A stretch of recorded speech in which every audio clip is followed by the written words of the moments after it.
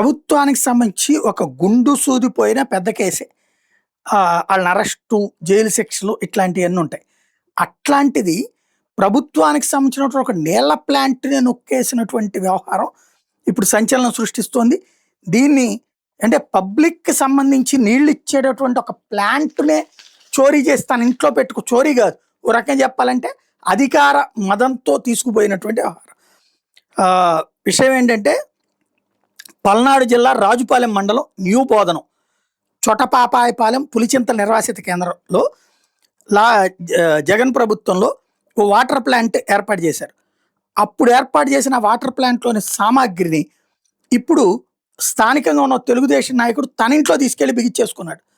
రాజుపాలెం మండలం new బోధనంలోని community హాల్లో YSRC ప్రభుత్వంలో 3 లక్షల ఎంపీ నిధులు వెచ్చించి గ్రామస్తుల ఆమోదంతో పంచాయతీ తీర్మానంతో వాటర్ ప్లాంట్ ఏర్పాటు చేస్తే నెల క్రితం వరకు పంచాయతీ అనుమతితో వ్యక్తి ప్లాంట్ను కూడా నిర్వహిస్తున్నాడట.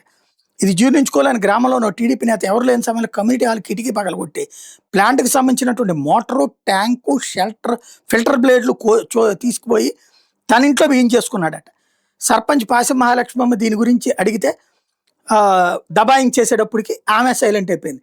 కమ్యూనిటీ హాల్ బిగించినటువంటి వాటర్ ప్లాంట్ని దొంగిలించారు అంటూ ఇప్పుడు ఈ అంశం మీద పంచాయతీ కార్యదర్శి స్టేట్మెంట్ ఏదైతే సురేఖ ఇస్తున్నటువంటి స్టేట్మెంట్ కీలకమవుతుంది.